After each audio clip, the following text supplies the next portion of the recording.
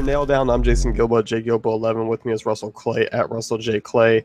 Taking a look at a 7-game slate here on FanDuel and DraftKings. Taking a look at pitching, and we were joking around saying we're rattling off some names, but everything that followed was, well, I don't feel too good about it.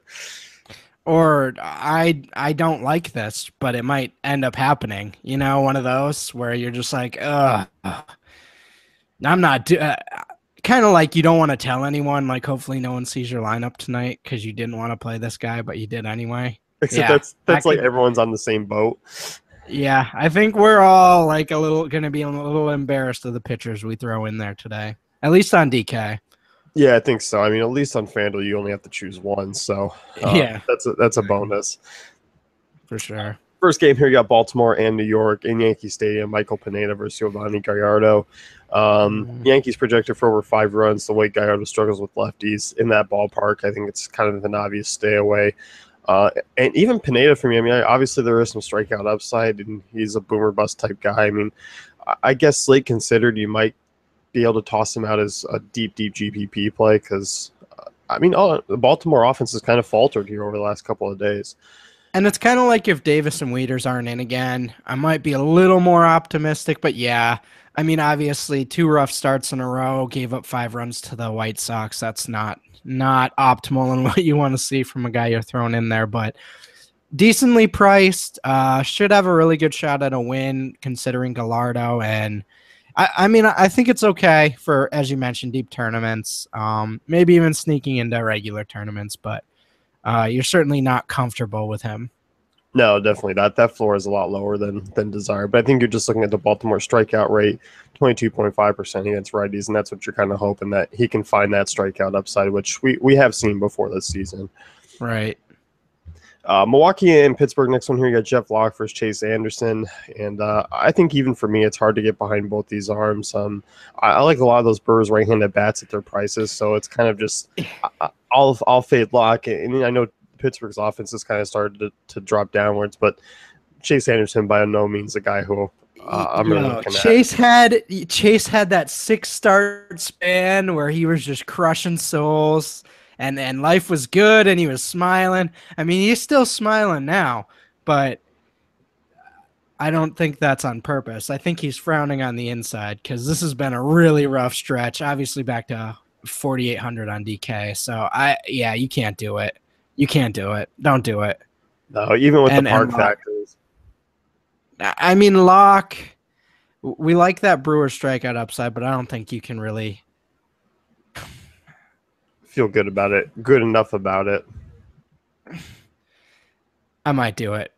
I might do one deep tournament with Locke. It's going to be painful, but it's the Vegas and the run total and the lefty and the strikeout percentage for the Brewers. I might do it, but that's going to be the one that I'm really embarrassed. Like, you subscribe to Home Living magazine? Jeff Locke is your Home Living magazine. Yeah.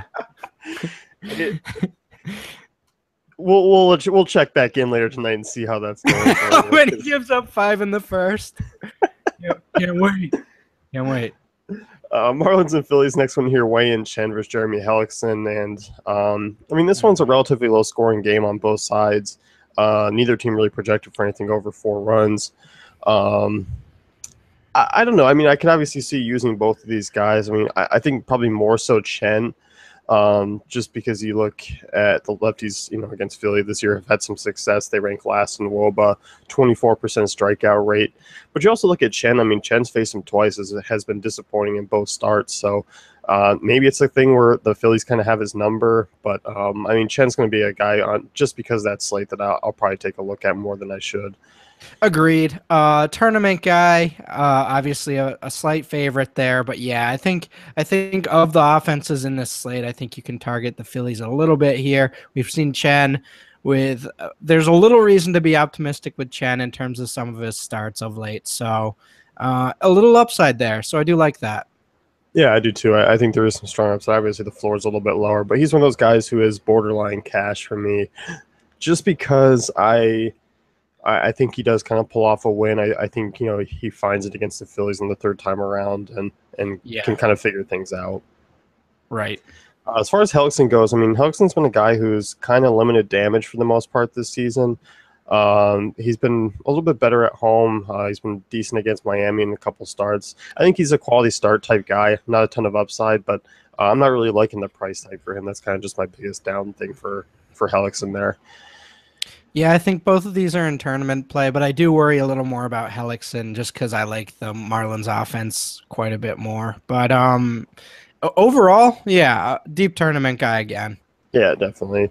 Nationals and Dodgers next one here. Bud Norris versus Gio Gonzalez, and I think Gio Gonzalez is probably the one that catches my eye just because you look at the Dodgers against lefties, not very good. 28th in WOBA this year, 21% strikeout rate.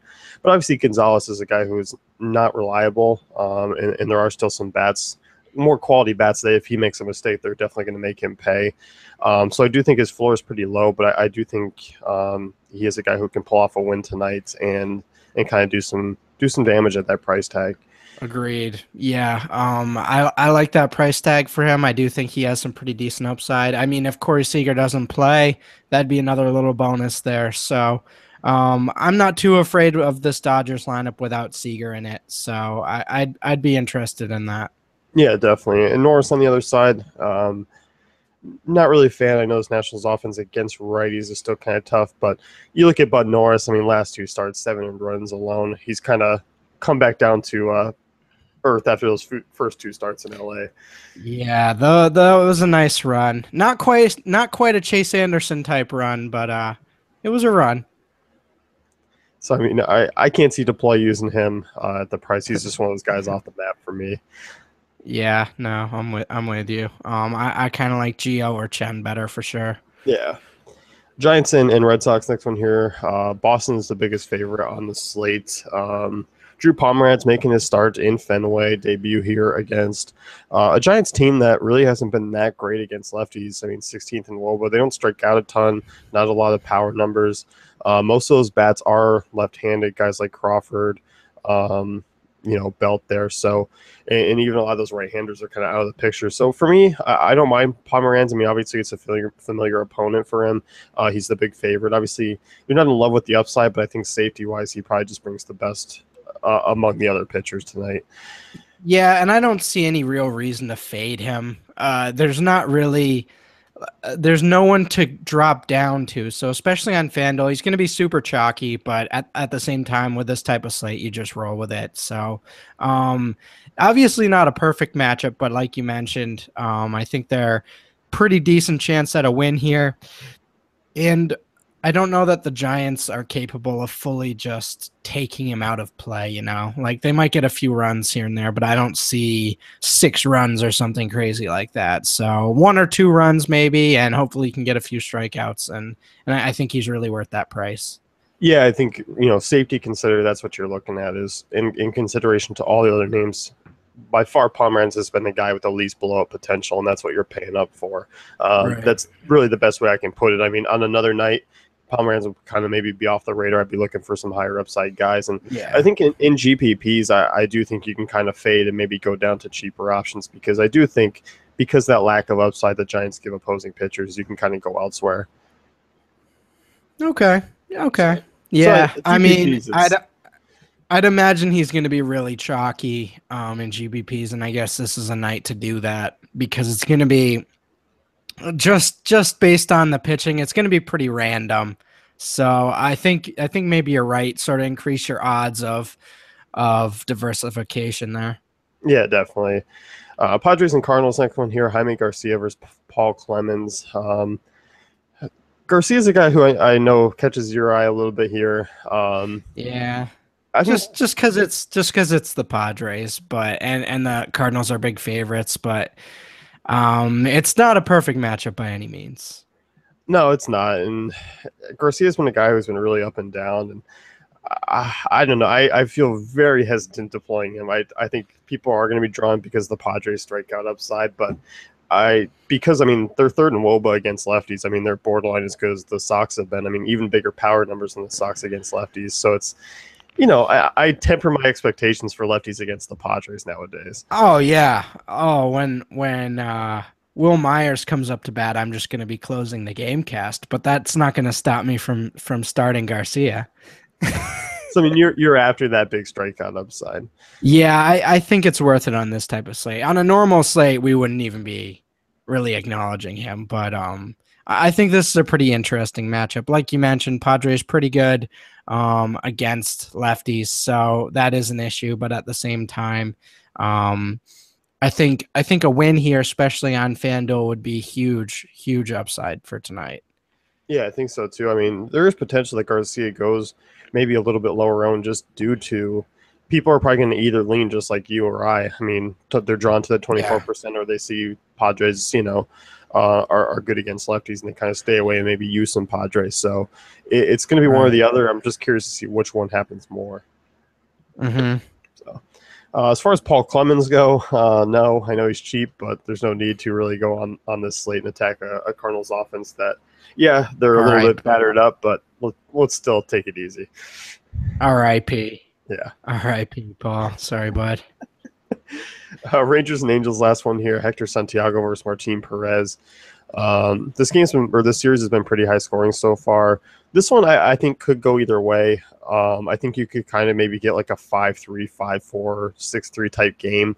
And Hector Santiago has been oddly good over the last couple of starts. He's having one of those stretches where he does well before he'll probably just really tank and give up multiple home run games. But I don't know. I'm a little bit hesitant on both these guys. One or less earned runs allowed in 5 of his last 6 starts. That's like dominant. Dominant Hector Santiago there, pals. I don't know how to translate this because I'm still not confident in Santiago, but I don't hate it on this slate. I prefer a lot of the other options we talked about, but I do think he is a tournament play on this slate. Yeah, I think so too. And you look both these teams. I mean, they do rank top 10 in WOBA in against lefties, which is odd. It just doesn't seem like they've done a ton of damage. For me, I still find myself that I'm going to probably pick on Santiago maybe more than I should tonight. Yeah. Just because I like some of those Rangers price tags, and there is some home run upside given his struggles keeping the ball in the park. Yeah, I think that could be an interesting move if you do target him because I think that might be a little lower owned. So that could be an interesting way to swerve for sure.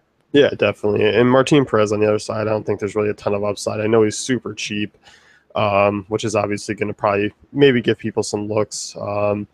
But I don't hate him, but I just don't think you really need to kind of go down that low. No, it's not like there's super overpriced guys today. So I think lineup construction is going to be relatively easy in terms of fitting guys in. So you don't need like a 4K guy. So I think I'm with you on that. Yeah, definitely. And on FanDuel, I mean, I think Pomeranz is kind of your cash game guy. No cores. You don't need to really pay up for a ton of offenses. I think everyone's kind of reasonably priced. Um, out of the kind of the four here, I mean, Gio Gonzalez, Wei Chen, Jaime Garcia, Michael Pineda, they're all in a 7,800 to 8,400 range. Is Garcia your favorite there out of the four? Oh boy. I don't mind Chen. I'm not gonna do. No. No, I don't like any of them, honestly. But out of the That's my four, I answer. mean, GPPs, I mean, you roll on Garcia. I like Garcia for the upside, yes, in Okay. tournaments for sure. Yeah, that's what. Just GPPs. Yeah, Yeah. No, I like Garcia for the upside. I think they all have relatively similar floors, so that's where you kind of draw the negative for most of them. definitely. So let's wrap things up here with the pitcher nail down. Be sure to check out dailyfantasycafe.com for all great tools and content.